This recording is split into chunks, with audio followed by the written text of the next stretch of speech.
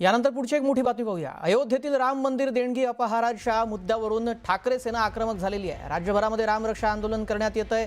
मुंबईनंतर आता नागपुरामध्ये उद्धव ठाकरेंच्या नेतृत्वात रामरक्षा आंदोलन करण्यात येणार आहे। मुख्यमंत्री देवेंद्र फडणवीस यांच्या नागपुरातील निवासस्थानाजवळच उद्धव ठाकरे रामरक्षा पठण करणार आहेत। तर संजय राऊतांनी मुख्यमंत्री देवेंद्र फडणवीस आणि सरसंघचालक मोहन भागवत यांना देखील रामरक्षा पठणात सहभागी होण्याचं निमंत्रण पाठवलंय।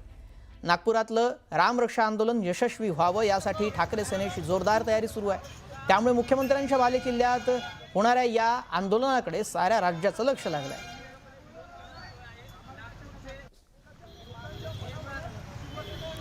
या संदर्भात अधिक माहिती जाणून घेऊयात आमचे प्रतिनिधी सरवर शेख यांच्याकडून।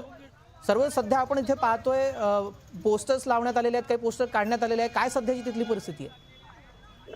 नक्कीच शिवसेना उद्धव बाळासाहेब ठाकरे पक्षाकडून नागपुरामध्ये रामरक्षा पठण कार्यक्रमाचं आयोजन करण्यात आलेलं आहे आणि येथील चौकामध्ये लागलेले बॅनर्स हे महानगरपालिकेकडून काढण्यात आले, त्याचा विरोध शिवसेनेकडून करण्यात आलेला आहे आणि त्यांनी भाजपवर आरोप करत म्हटलंय की कुठेतरी आवाज दाबण्याचा प्रयत्न किंवा हे सगळं प्रकरण दाबण्याचा प्रयत्न भाजपकडून केला जात आहे आणि हिंदुत्वाला दाबण्याचा सुद्धा प्रकार यांच्याकडून केला जात असल्याचा आरोप शिवसैनिकांनी केलेला आहे। जी नक्कीच, या संदर्भातले अपडेट्स वेळोवेळी घेतच राहू। धन्यवाद आपण दिलेल्या सविस्तर माहितीसाठी।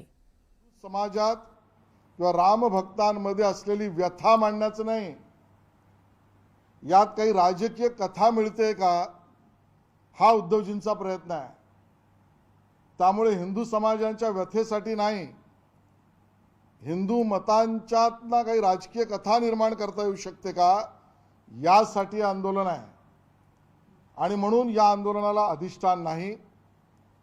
हे आंदोलन राजकीय हेतूने प्रेरित आहे आणि आंदोलनकर्त्यांचा त्यावर कुठल्याही पद्धतीचा अधिष्ठानात्मक भूमिका नाही।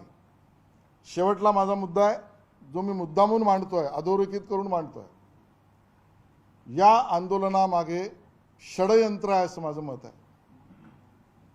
उद्धव ठाकरे यांनी मांडलेल्या भूमिका आणि आंदोलन राम मंदिरातला अपहार यातला बहाणा घेऊन केलेलं षडयंत्र आहे।